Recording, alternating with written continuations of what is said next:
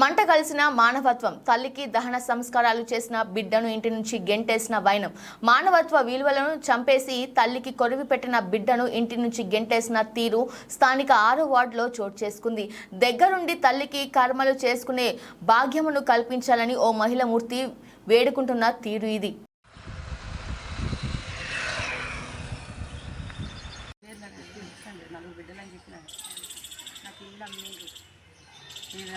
Photo వాళ్ళు నాకు ఇల్లు అమ్మిన ఫోటో కూడా ఉంది.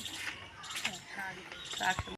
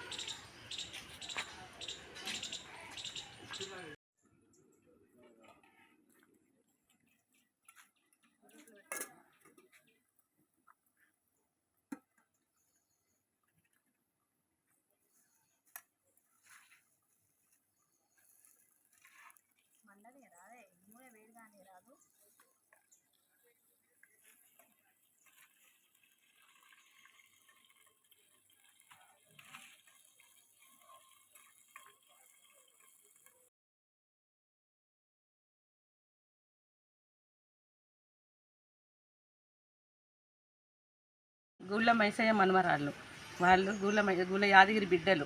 4 సంవత్సరాలకు నలుగురు పుట్టిన తర్వాత వాళ్ళ అమ్మ పోయి వేరే అతను పెళ్లి చేసుకొని 30 సంవత్సరాలు అవుతుంది. ఇప్పుడు మా అమ్మ చనిపోగా నా ఆస్థానం వచ్చి నా మీద గొడవ చేస్తాను.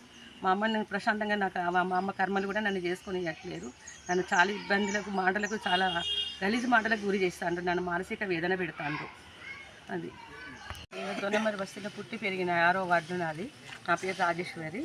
గుళ్ళ మైసయ్య అనే అతనికి నేను ఒకటే అమ్మాయిని. నేను నాన్న ఆరోగ్యం బాగలేని కాంచెలి, అన్న ఆరోగ్యం కాంచెలి, అమ్మ ఆరోగ్యం కాంచెలి మొత్తం చూసిన. వాళ్ళకి 2 సార్లు ఇల్లు కూలిపోతే ఏమంటే 2వ సారి ఇల్లు కట్టించిన. వాళ్ళందరూ మంచి చెడులు నేను చూసుకున్నా. నేను ఆమె కర్మలు చేసుకున్నా. నేను కర్మలు చేసుకుంటే నన్ను ఇంట్లోకి వెళ్ళి బయటకు వెళ్ళగొట్టిల్లు. నేను రోడ్డు మీద పడి బతకాల్సి వస్తుంది. నా అమ్మ కర్మలు నన్ను ప్రశాంతంగా కూడా చేసుకుని ఇవ్వట్లేదు. దయచేసి నాకు న్యాయంగా మాట్లాడాల్సి వస్తుంది. ఒక ఆడవాళ్ళనే ప్రాధాయపడుతున్నా అంతే.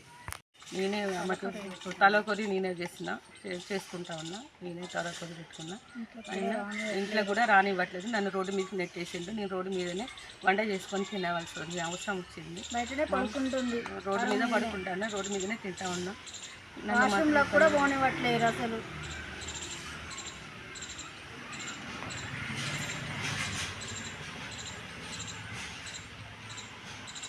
అన్న కలిసి నాకు అమ్మేసాను. వాళ్ళ ఆరోగ్యం బాగా చేయించుకున్నారు. అన్న అయినా కూడా బతకలేదు. అయినా చనిపోయిన తర్వాత కూడా వాళ్ళ కార్యక్రమాలన్నీ కూడా నేనే చూసుకున్నా.